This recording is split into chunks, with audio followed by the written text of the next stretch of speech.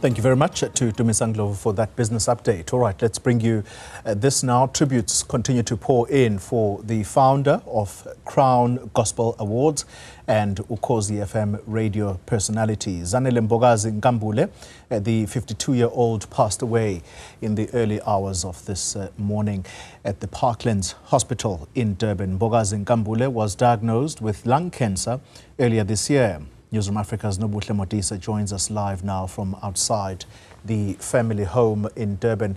And Nobuhle, good evening to you. The tributes continue to pour in. Just tell us about the number of people that have been streaming to the home to pay their tributes.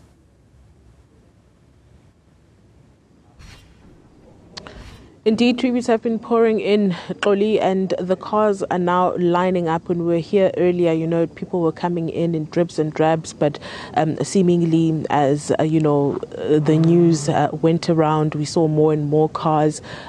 Just behind me, you can see the long line of cars, of people just coming in to pay their respects and to mourn with the family.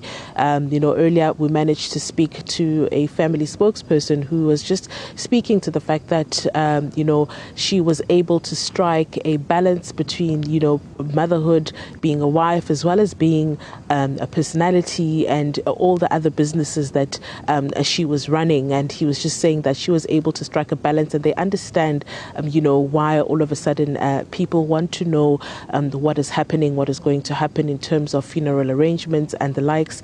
And just speaking to the fact that she was always a happy and positive person, and that she had so much faith, that she would get better. But in the same breath, Xoli, if you go through her social media, for example, she was also quite candid about her journey. She wasn't always, just saying things will get better, but she was also being very honest about her journey with cancer, saying that sometimes it's okay not to be okay.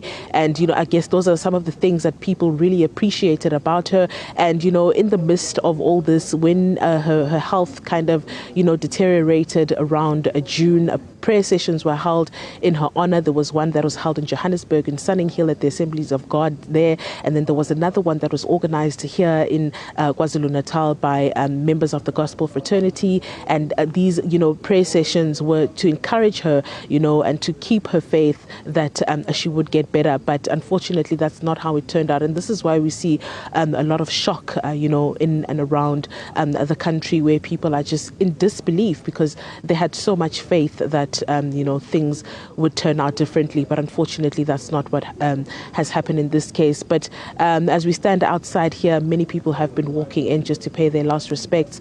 And like I said to you, the cars are now piling up. Earlier, this line of cars wasn't as long as it is right now. Even just in front of me, there's still a long line of cars. In fact, there's some traffic with people having to come in and go out. We know that earlier there was a local gospel group that was here to pay their honor as well. They were here at the gate singing, and these are the kind of scenes that we've been seeing throughout the day. And because this is a day one of this, before she's finally laid to rest, not everybody has been coming, but obviously as the week progresses, that's when we will be able to see more and more people coming to pay their last respects. Nobuhle Modise, thank you very much for that update. Live for us outside the family home. And a little later on the show, we are going to be talking to the MEC of Economic Development and Tourism in KwaZulu-Natal. And he'll be telling us about the work that would have been done by Mrs. Mbokazi-Nkambule, the contribution in particular towards the economy of that province.